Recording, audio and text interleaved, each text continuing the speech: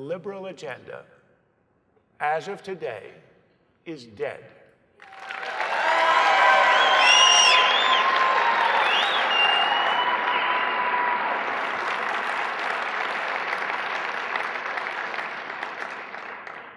But it can come back. Most Americans do not realize how lucky they are. When Hu Jintao was in Washington for a state dinner, and media outlets across the globe reported it as a momentous meeting between the world's most powerful communist and the president of China. What was the end result? Democracies. Every place the Berlin Wall came down.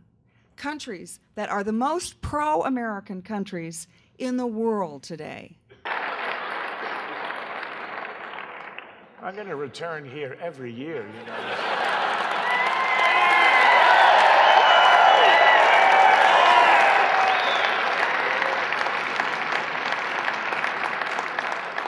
I'm going to cancel all my other speeches. I think I'll move here.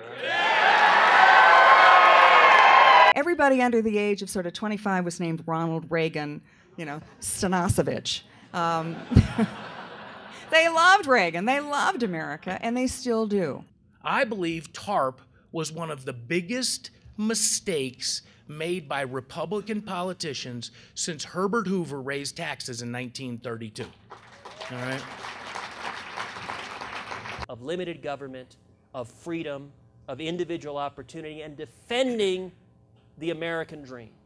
That remains the most powerful value in the Hispanic community of the American dream. We also have a recognition that didn't exist 2 years ago, and that is that government workers get paid more than you do. They have more vacation days than you do. They have more sick days than you do. Their pensions are nicer than yours, and their benefits are bigger than yours. So we don't need to win the battle of ideas, right?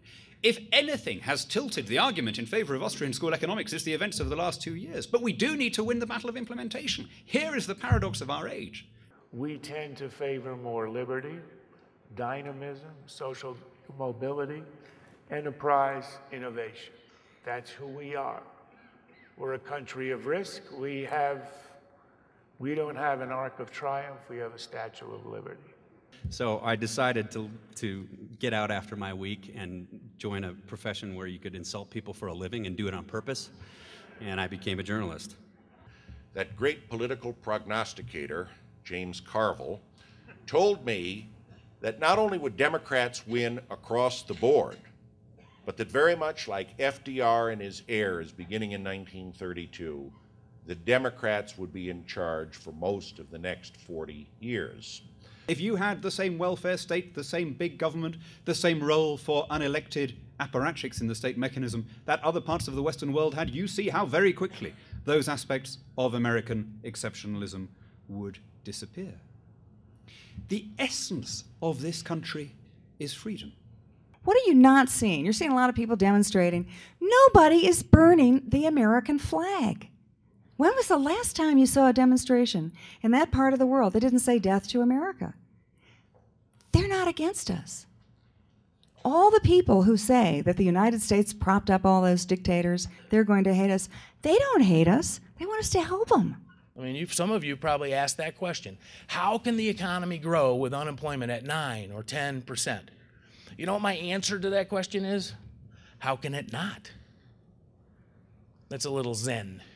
What's the essence of Obama's political identity? I'm not talking about birthplace or any of this nonsense. I'm talking about who he is. I mean, in his political soul. Is he a Kansan? Is he Hawaiian? Is he Indonesian? Is he Ivy League? Is he African American? Is he Chicago? He's a Swede. And one of them asked a question, you know, you guys, you British Tories, you were losing for a long time and now you're winning, you know, what advice do you have for the GOP?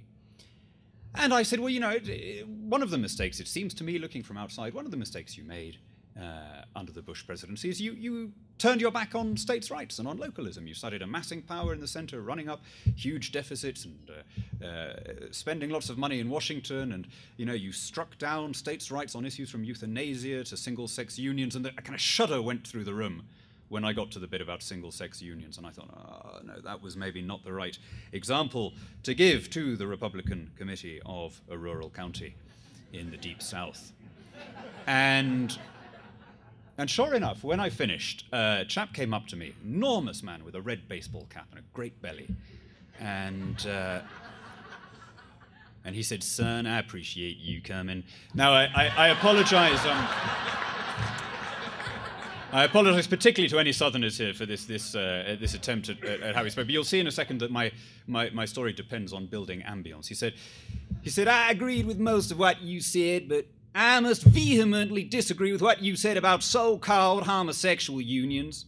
And I thought, yeah, here we go. He said, "In my experience, not being under any pressure to get married is one of the main advantages I enjoy as a gay man." And I thought, truly, this is an astonishing country. Every time you think you've understood it, it surprises you.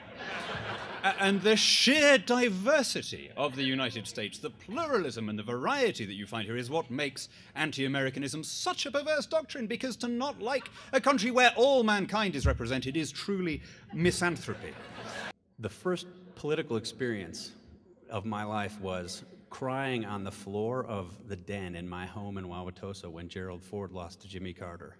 So Bush and Karl Rove cleverly, by losing all those seats in 2006 and 2008, set up our opportunity to take it all back, because they got 43 guys up for election in the next 2 cycles, and we only have 23 up.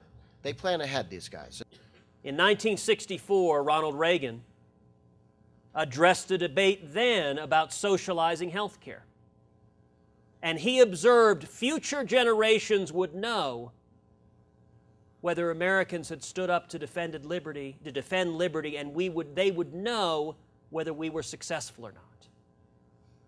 And he pointed out, if we were not successful, if we didn't defend liberty, then our children and grandchildren would one day come to us and ask, what was it like to live in America when men and women were free?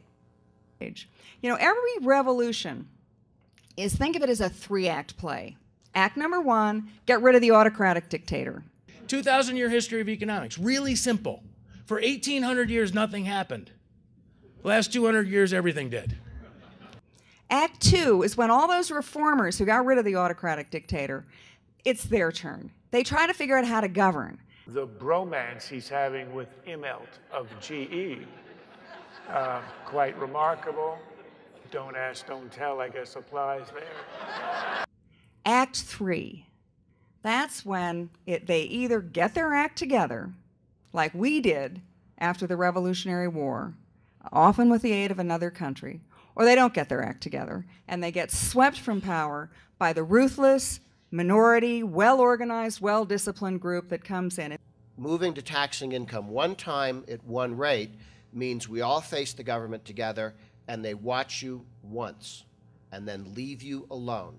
And at one point he said, history will remember this day, meaning the day he clinched the nomination on the way to the presidency, as the day on which the earth began to heal and the oceans began to recede.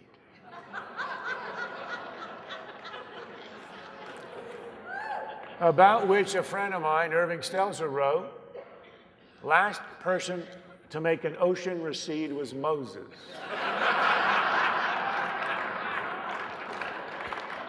And he had help.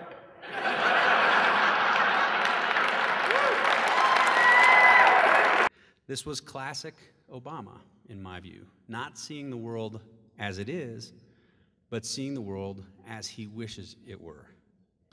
And now we come to the presidential race. Everywhere I go, I sort of hold my breath and count to when people are going to ask me who are the Republicans going to run for president in 2012. Well, here's some observations.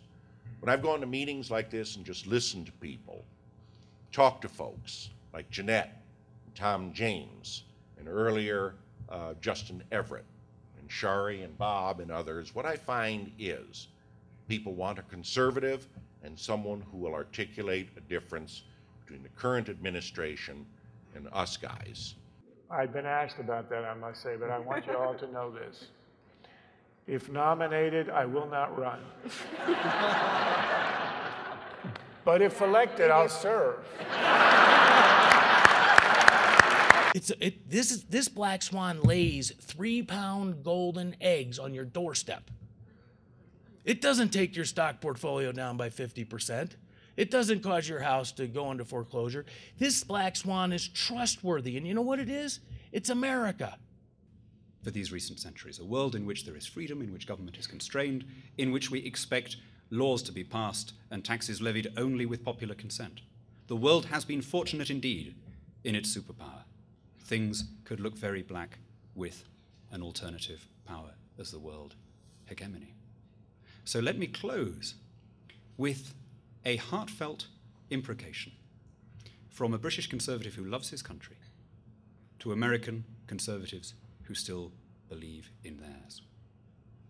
Keep intact the sublime inheritance that you have got from your parents and pass it on securely to your children.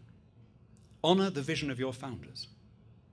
Respect the greatest constitution designed by human intelligence. And never be afraid to speak to and for the soul of this nation, of which, by good fortune and God's grace, you are privileged to be part.